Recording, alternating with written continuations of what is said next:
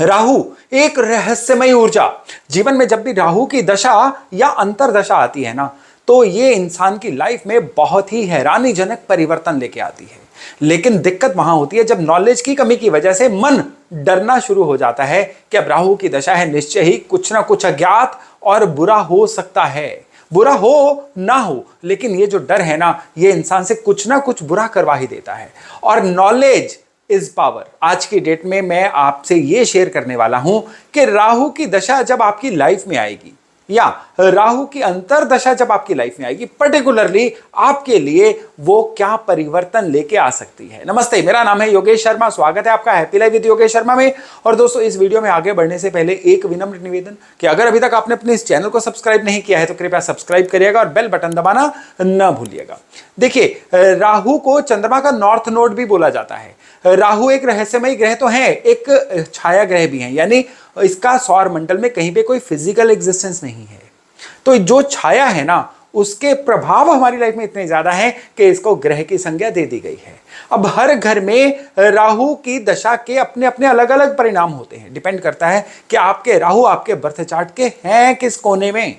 तो मैं birth chart में देखिए 12 घर होते हैं, ज्यादा से ज्यादा संभावना है कि राहु इनमें से ही कहीं पे एक पे होंगे। तो मैं अभी आपसे शेयर करने वाला हूं कि आप अपने बर्थ चार्ट को उठाइए और देखिए कि आपके राहु कहां पे बैठे हुए हैं। तो फर्स्ट हाउस के राहु जिसके भी होंगे, राहु की दशा जब भी उनकी लाइफ में आएगी ना, तो 3 परिवर्तन लेके आएगी। पहला, उनको काम कारोबार में एकदम से मौके मिलने शुरू हो जाएंगे। दूसरा, वो शॉर्टकट्स या शॉर्ट टेम्पर्ड भी हो जाएंगे, जल्दी गुस्सा कर जाना, जल्दी ट्रिगर हो जाना और शॉर्टकट वे से रिजल्ट पाने की इच्छा करना, जो उनके लिए हेल्दी नहीं रहता है। और तीसरी और सबसे बड़ी बात कि इन्हीं वजहों से उनकी ब्रांडिंग, उनकी गुडविल खराब हो सकती है। तो जिनके फर्स्ट हाउस में राहु हैं, अगर उनकी राहु की दशा आती है ना, तो उनको सबसे पहले तो काम का जो प्रोसेस है ना, उस पर ध्यान देना है, शॉर्टकट्स को नहीं अपनाना है और एथिकल रहना है ताकि उनकी गुडविल पे कोई नुकसान ना पहुंचे। और यहां पे ये राहु इनको मौके खूब देने जा रहे हैं, मौकों को इनकैश करना, लेकिन सही ढंग से इनकैश करना। अगर ये जारी रखते हैं तो ये जो फर्स्ट हाउस के राहु हैं, इनके जीवन में बहुत ही ज्यादा तरक्की, उन्नति और खुशहाली लेके आएंगे।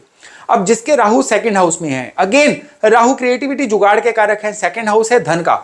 तो यहां पे इंसान जुगाड़ के थ्रू धन पाने की इच्छा कर सकता है और अगर ऐसा करेगा तो जुए में, कमोडिटी में, सट्टे में, इस वजह से उसका धन एकदम से डूब सकता है। किसी ऐसे इंसान पे एतबार करके धन को अटका देना जहां से उसको जल्दी और बड़ी रिटर्न की आशा हो, यह भी उनके लिए नुकसानदायक रह सकता है। सेकंड हाउस के राहु होंगे तो अपने इन्वेस्टमेंट को, अपने धन का जो निवेश है, उसको एक बड़े अच्छे प्रोसेस से करिए, क्योंकि राहु जो है ना, ये आपसे अच्छा राहु प्रोसेस मांगता है और खराब राहु प्रोसेस के प्रति आपको विरक्ति देता है।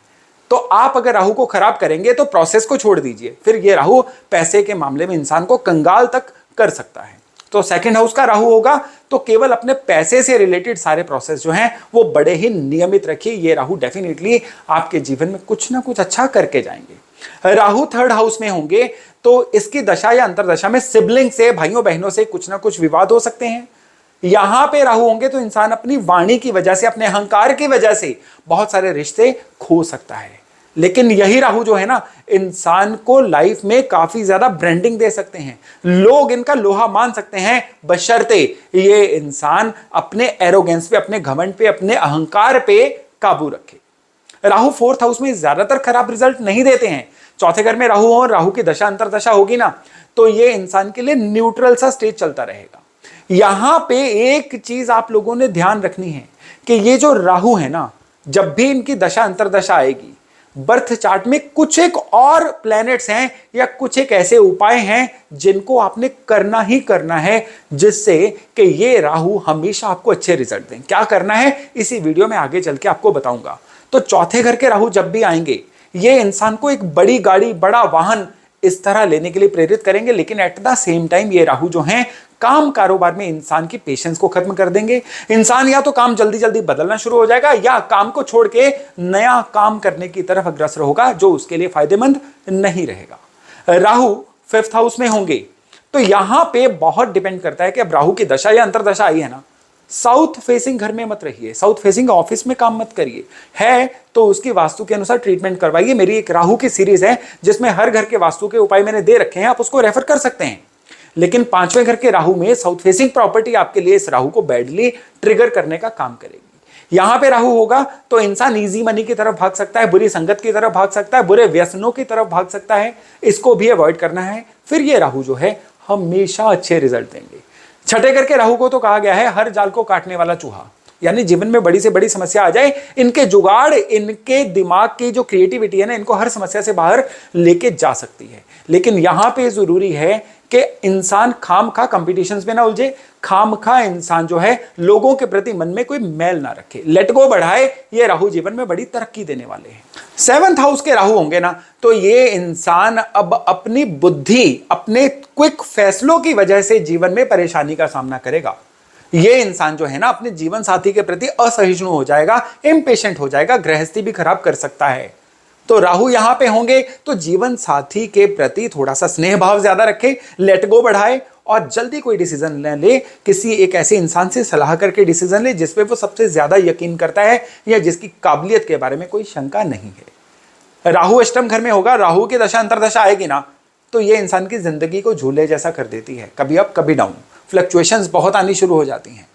तो इस केस में इंसान को चाहिए कि ईष्ट उपासना, मेडिटेशन वगैरह जारी रखे। फिर ये राहु का जो समय है इंसान को मक्खन से बाल की तरह बाहर भी निकाल के ले जाएगा। 9th हाउस का राहु रहेगा ना तो अब यहां पे इंसान को ध्यान देने लायक बात यह है कि इंसान उस माहौल में रहे जहां पे उसके लिए अपने लिए चिंतन मनन लायक स्पेस हो। यानी कि बहुत क्राउडेड जगह पे एक बड़ी फैमिली के साथ छोटी सी जगह में रहना 9वें घर के राहु वालों के लिए बड़ा ही खराब होता हुआ देखा गया है। यानी अपने लिए आइसोलेशन का कोई प्रबंध करे। घर में जगह नहीं है तो रोज 1-1.5 घंटा किसी पार्क में या किसी ऐसी जगह में जहां पे वो और केवल वही इंसान हो, वहां पे जाके बिताए। फिर उसके अंदर के जो विचार आएंगे ना, जो तरंगे आएंगी, इस राहु की नेगेटिविटी को काटने के लिए सफिशिएंट रहेंगी। 10वें घर के राहु होंगे तो इंसान को अपने काम कारोबार में क्विक चेंजेस नहीं लेके आने हैं और अपने काम कारोबार को 5 ईयर प्लान के अंडर चलाना है। 5-5 साल की प्लानिंग करे और उसके अनुरूप अपनी प्रोग्रेशन को जारी रखे। केवल फिर ही ये राहु उसको सांस लेने देंगे, नहीं तो काम कारोबार में इस तरह की अस्थिरता आएगी कि वो इंसान परेशान हो जाएगा। यानी 10वें घर के राहु होंगे तो इंसान को प्लानिंग स्पेशली करियर के रूप में बड़े लंबे समय तक सोच के करनी चाहिए। 11वें घर के राहु होंगे ना तो इनकम को प्लान करके रखे।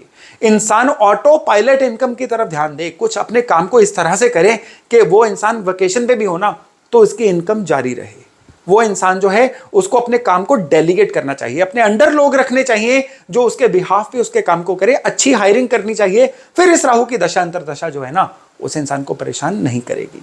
और 12वें घर के राहु होंगे ना तो यहां पे इंसान को सबसे पहली तो बात है कि अगर इसकी दशा अंतरदशा आई है ना तो सनसेट के बाद कोई बड़ा डिसीजन नहीं लेना है। सनसेट के बाद इंसान को कोई बहुत ज्यादा नया काम शुरू नहीं करना है और सनसेट के बाद किसी भी आर्गुमेंट से बचना है। केवल इतना करेगा ना वो इंसान तो ये राहु 100% उसकी सहायता करके जाएंगे।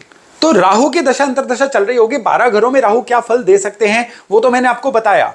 फिर भी एक जेनेरिक चीज जो सभी घर के राहु वालों के लिए कॉमन रहनी चाहिए वो ये है कि राहु जहां पे भी हो, राहु को कंट्रोल करने वाली ऊर्जा है मंगल और राहु के प्रभाव को, विष को खत्म करने वाली ऊर्जा है बृहस्पति। अपने बर्थ चार्ट में मंगल को और गुरु को बहुत अच्छे से रखिए, सही रखिए। मंगल को सही रखना है तो हनुमान चालीसा, आपकी राहु की दशा अंतरदशा चल रही है, हनुमान चालीसा जरूर पढ़िए। स्क्वायर चांदी का टुकड़ा गले में जरूर पहनिए। राहु की दशा अंतरदशा कभी खराबी नहीं देके जाएगी। जुपिटर को सही करना है तो आपका घर वेंटिलेटेड होना चाहिए। जुपिटर को सही करना है तो अपने घर का जो भी फिक्सचर्स होते हैं ना, बेड, फर्नीचर, उसको 6 महीने में एक बार हिलाते रहिए, चीजों को इंटरचेंज करते रहिए। केवल इतना भर करिए। ये बड़ा सरल सा उपाय है लेकिन आपके जुपिटर को सही करने के लिए ये वरदान से कम नहीं है। और जुपिटर सही होंगे ना तो राहु जितना मर्जी विशाला होगा कभी आपको परेशानी नहीं देगा। और इसके अलावा कभी भी जिनकी राहु की दशा अंतरदशा चल रही है, राहु आपके जैसे मर्जी बैठे होंगे, आपको घर में कभी भी बहुत ज्यादा धुआं नहीं करना है। रोज हवन करते हैं तो प्रॉपर वेंटिलेशन में हवन करिए ताकि घर के अंदर धुआं ना इकट्ठा हो। किचन के अंदर से भी धुएं के निकलने का अरेंजमेंट करके रखिए और स्पेशली धूप की जगह पे अगरबत्ती या कम धुएं वाली धूप जो है वो घर में जलाइए ताकि धुएं का क्लटर जो है घर में ना बने। केवल इतना भर कर लीजिए और फिर देखिएगा कि राहु की अंतरदशा या राहु की दशा आई, आपको वैल्यू ऐड करके कब गई आपको पता भी नहीं चलेगा। तो तो दोस्तों ये था राहु का एक छोटा सा विवरण कि किस तरह से राहु की दशा अंतरदशा आपके जीवन में परिवर्तन लेके आती है और कौन सी चीजों को आपको अवॉइड करना है और क्या उपाय करके इस दिशा को सही करना है। तो चलिए बहुत जल्द मिलते हैं नए टॉपिक नए विषय के साथ। अपना खूब ध्यान रखिएगा। नमस्ते।